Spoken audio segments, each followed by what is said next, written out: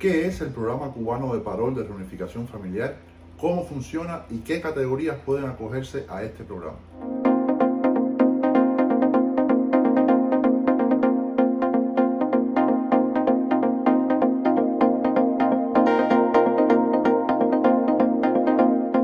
Hola familia, ¿qué tal todo? Mi nombre es Abel Saldívar, consultor de migración, y hoy vamos a estar hablando acerca de este tema que considero es bien importante. A propósito de estos acontecimientos sobre el tema de la reunificación familiar cubana, vamos a estar hablando un poquitico más sobre esto y aclarar algunas dudas que considero que todavía existen entre ustedes. Después del último video que hizo con respecto a las últimas noticias anunciadas por la administración del presidente Joe Biden con respecto a Cuba, muchos de ustedes me han dejado tanto acá en los comentarios de YouTube como en Instagram, en TikTok, me han dejado muchas preguntas acerca del tema y veo que muchos de ustedes tienen varias dudas acerca de esto, pero hay ciertas dudas que son recurrentes en ustedes. Por eso me tomé la tarea de hacerles este video antes de que se acabara la semana para que todos pudieran venir acá y aclarar estas dudas que sé que muchos la tienen. Pues vamos a comenzar primero explicando qué cosa es el programa de parol de reunificación familiar de Cuba. Vamos a empezar por ahí. Bueno, pues esto, como expliqué brevemente en el video anterior, es debido a la crisis migratoria que ocurre en Cuba en los años 90, específicamente entre el 94 y el 95. Debido a esta crisis migratoria, los Estados Unidos y Cuba llevan un acuerdo donde los Estados Unidos se comprometen a brindarle un mínimo de 20.000 visas a los cubanos, sin contar las visas de familiares inmediatos de ciudadanos americanos. Todo esto se hace para frenar un poco la inmigración que había descontrolada en aquel tiempo. Unos años más tarde, en el 2007, UCIS lanza esta iniciativa de crear este programa de parol y reunificación familiar precisamente para ayudar a los Estados Unidos a cumplir con estas 20.000 visas anuales.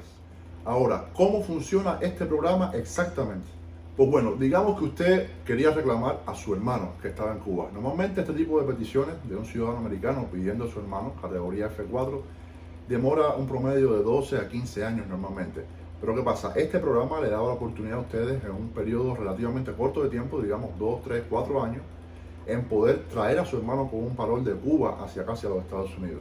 Y funcionaba de la manera siguiente: simplemente el NVC se ponía en contacto con usted, el peticionario en los Estados Unidos, y lo invitaba a participar en este programa de parol y reunificación familiar. Una vez que usted, el peticionario, accedía a esta invitación, pues simplemente lo que le quedaba era enviar la documentación necesaria. Estamos hablando acá del formulario I-131 y la forma I-134, la declaración jurada de patrocinio económico. Estos documentos se enviaban al NVC y el NVC a su vez lo enviaba a la Embajada de La Habana.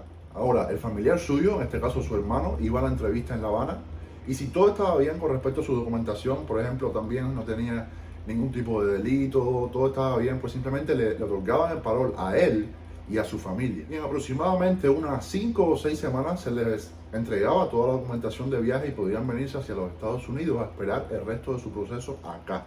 Asimismo, podían incluso, en lo que estaban acá, solicitar una autorización de empleo y podían trabajar en lo que ajustaban su estatus como residentes permanentes. O sea que era una ventaja bastante grande. Ahora, estas personas a las cuales se les otorgaba el parol, digamos ciudadanos cubanos mayores de 21 años o con 21 años o más, eran conocidos como CP1. Y estas personas a su vez podían reclamar el parol para sus familiares conocidos como CP3. ¿Cómo funciona esto? Pues el día de la entrevista del beneficiario principal, el CP1, en su entrevista, al inicio de la entrevista, debía solicitar el parol para sus familiares como CP3. Y esto debía hacerse al inicio de la entrevista, ya que al final no se podía. Todas estas solicitudes eran luego revisadas por UCIS, la cual, una vez revisadas, la enviaba a la embajada, la cual le avisaba a los familiares. En los casos en que estas solicitudes eran aprobadas, simplemente iba la persona beneficiaria del parol CP1 a la embajada a buscar los formularios y las instrucciones para la entrevista de sus familiares. En el caso que este beneficiario CP1 no pudiera ir a recoger toda esta documentación, pues simplemente se podía ir uno de los beneficiarios CP3 a recoger todas las instrucciones para el día de la entrevista. El día de la entrevista, este familiar CP3 pues debía enviar documentación tales como, por ejemplo, una copia de la visa del beneficiario CP1, pasaporte, así como documentos que prueben su relación con el beneficiario del parol CP1. Por ejemplo, si eran hijos menores de 21 años, pues podían llevar el certificado de nacimiento, y si eran hijos mayores de 21 años, pues además debían llevar un reporte de antecedentes penales. Ahora, ¿qué categorías pueden aplicar al programa de parol de reunificación familiar cubano? Bueno, esto es uno de los puntos más importantes que vamos a tocar en el video de hoy, porque de hecho, después que salió la noticia, muchas personas se han quedado con la duda de si ellos pueden, según su categoría, si ellos pueden o no aplicar a este programa, si pueden acogerse a este programa. Y de hecho es la razón fundamental de este video. Lo cierto es que no todas las categorías pueden acogerse a este programa de reunificación familiar, ya que fue especialmente diseñado para todas aquellas personas que debían esperar largo tiempo para tener disponibilidad de visa. Ahora, ¿qué categorías sí se pueden acoger a este programa de parol de reunificación familiar cubano? Pues las categorías siguientes. Categoría F1, hijos solteros de ciudadanos americanos mayores de 21 años. Categoría F2B, hijos solteros y mayores de 21 años de residentes permanentes. Categoría F3, hijos casados de ciudadanos americanos. Y categoría F4, hermanos de ciudadanos americanos. Todo esto siempre y cuando que su categoría no esté actualizada en el boletín de visa o no esté muy próxima a actualizarse en el boletín de visa, y siempre y cuando el peticionario acá en los Estados Unidos reciba la invitación a participar en el programa por parte del NBC y haya entregado toda la documentación pertinente.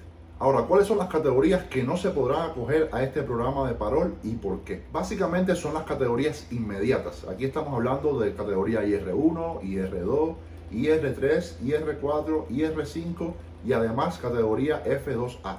¿Por qué? Pues porque son categorías inmediatas y no necesitan esperar que haya una disponibilidad de visa para ellos poder venir hacia los Estados Unidos. Simplemente deben esperar el tiempo que se demora en procesar la documentación para poder venir. Y en el caso de la F2A, porque es una categoría que se encuentra actualmente al día, por lo tanto no necesitan esperar como otras categorías, digamos F4, que tienen que esperar 12, 15 años, etc. A ver, señores, dicho de manera más simple y para que lo entiendan, si ustedes son ciudadanos americanos y están reclamando tanto a su cónyuge como a sus hijos menores de edad o a sus padres, estos familiares no entran dentro del programa de parol y reunificación familiar. El mismo caso para los residentes permanentes que estén reclamando a sus hijos menores de edad. Y para muchos que me han preguntado, ni los K1 ni los CR1 entran dentro de este programa. Los K1 porque es una visa de no inmigrante, además de ser una de las visas más rápidas. Y los CR1 porque simplemente entran dentro de la categoría inmediata. Recordemos que el CR1 son los esposos que llevan menos de 2 años de casado. Bueno, por aquí se los dejo. Mi nombre es Abel Saldívar, consultor de inmigración, y desde ya les estoy extendiendo la invitación a encontrarnos en un próximo video. Hasta entonces.